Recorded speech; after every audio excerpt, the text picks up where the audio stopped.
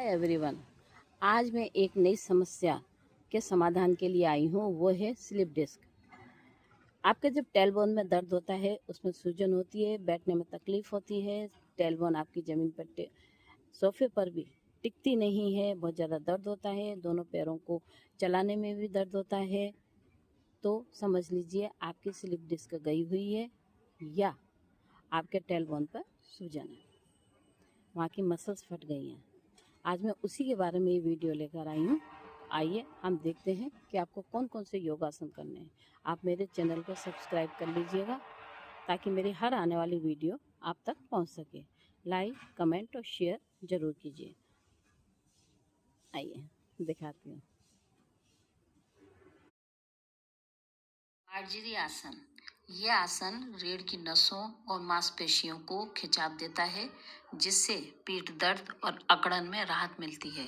जो लोग लंबे समय तक बैठते हैं, जिनके स्लिप डिस्क चली जाती है, उनके लिए बहुत उपयोगी है। मकर आसन ये एक आरामदायक और उपचारात्मक योगासन है। ये विशेष रूप से रीढ़, फेफड़ों और तनाव से जुड़ी समस्याओं के लिए बेहद ही लाभकारी माना जाता है। स्लिप डिस्क साइटिका ये कमर दर्द वाले लोगों के लिए बहुत ही लाभदायक है। रीढ़ की हड्डी को ये आराम देता है। मकर आसन हमें दो तरह से करना है। एक तो होता है पीठ के बल लेटकर, एक होता है पेट के बल लेटकर। तो हम स्लिप डिस्क के लिए पेट के बल लेटकर इस तरह से करेंगे। ये भी मकर आसन है। इसमें आपकी स्लिप डिस्क जो खिसकी हुई है वो अपनी जगह पर आने के पूरे चांसेस रहते हैं।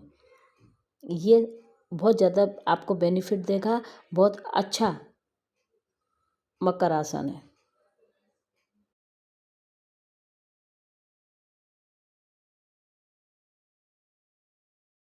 योग मुद्रा बहुत ही शांत, आरामदायक और गहराई से असर करने वाला आसन है। पद्मासन या सुखासन में बैठकर रीढ़ सीधी रखें और दोनों हाथ पीछे की तरफ बांधकर सांस भर के सांस छोड़ते हुए आगे की ओर झुकें और अपने माथे को जमीन पर लगाने की कोशिश करें। कुछ क्षण रुकें और धीरे धीरे वापस आएं। यह मन को शांत करता है, तनाव, चिंता और क्रोध को कम करता है, रीढ़ की लचीलेपन को बढ़ाता है, पीठ और कमर को मजबूत करता है, ब्लड सर्कुलेशन बढ़ाता है, चेहरा चमकदार और ग्लोइंग करता है।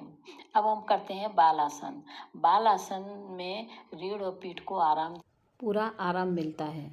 सेतुबंध आसन ये रीढ़ और कमर की हड्डी को मजबूत करता है।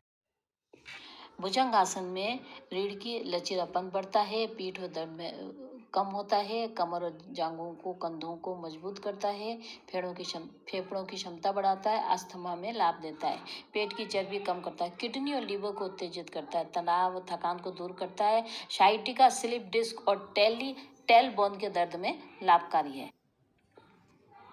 अगर किसी की कोई भी सर्जरी हुई है तो वो डॉक्टर की सलाह से ही करें।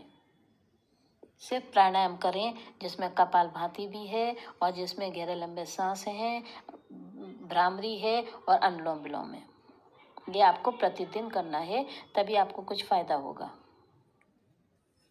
अगर आप चाहते हैं कि आपको मेरी वीडियो पसंद आ रही है तो लाइक और शेयर ज़रूर कीजिएगा, कमेंट कीजिएगा और सब्सक्राइब ज़रूर कर लीजिएगा ताकि मेरी हर वीडियो आप तक पहुंच सके।